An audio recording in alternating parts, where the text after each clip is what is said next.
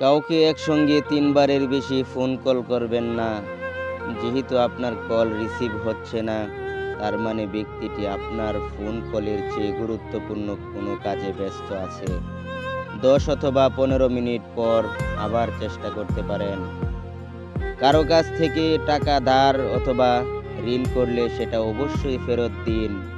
যদি ঋণদাতার মনে নাও থাকে, তারপরও তাকে সময় মতো ফেরত দিন, বা তাকে এমনভাবে পুষিয়ে দিবেন যাতে তার মনে প্রশান্তি আসে।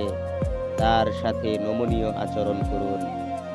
এখনো বিয়ে করোনি কেন, কিংবা তুমি নতুন বাড়ি কিনছো না কেন? কাউকে এই ধরনের প্রশ্ন জিজ্ঞেস করা থেকে বিরত থাকুন।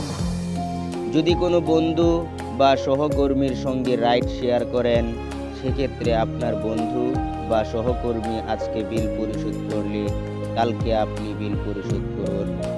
অন্যের মতামতকে সম্মান জানাতে শিখুন। কারো কথার মাঝখানে কথা বলবেন না। তার কথা শেষ হলে তারপর আপনি কথা বলা শুরু করুন। কারো সঙ্গে আপনি মজা করতেছেন, কিন্তু সে যদি সেটা উপভোগ না করে, তাহলে আপনার অবশ্যই থামা উচিত এবং কখনো এরকম আর করবেন না। কেউ যদি কোনো ছবি দেখানোর জন্য তার ফোন আপনার হাতে দেয়, তাহলে নির্দিষ্ট ছবিটি দেখুন। গ্যালারির এপাশ ওপাশ করবেন না। কারো সঙ্গে কথা বলার সময় স্মার্টফোন টিপাটিপি করবেন না। যতক্ষণ পর্যন্ত কোনো বিষয় আপনার সঙ্গে সরাসরি সম্পৃক্ত না হয়, ততক্ষণ পর্যন্ত আপনি নিজের চরকায় তেল দিতে থাকুন।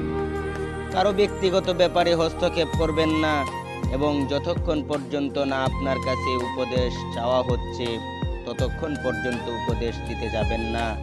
নিজের খেয়ে বনের মোষ তাড়াতে যাবেন না। সবাইকে সম্মান দিতে শিখুন, হোক সে রিক্সাওয়ালা কিংবা আপনার অফিসের বস। কারো বেতন, চাকরি, ব্যবসা এসব নিয়ে সরাসরি প্রশ্ন করবেন না। কেউ পাসওয়ার্ড দেওয়ার সময় ভদ্রতার সাথে চোখ অন্যদিকে ঘুরিয়ে ফেলুন। কেউ ন্যূনতম সাহায্য করলে তাকে ধন্যবাদ দিতে শিখুন। কারো কাছ থেকে কোনো কিছুতে উপকৃত হলে তার যথাযথ মূল্যায়ন করুন। বন্ধুত্বের উপর সবচেয়ে বড় আবদারের আশা করে থাকবেন না।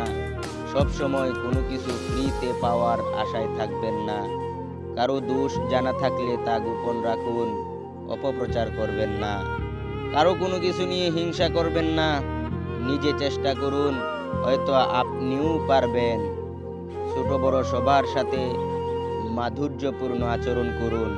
আপনার সাথে কারো মতের মিল না থাকলে তর্ক না করে তার সঙ্গ এড়িয়ে চলুন।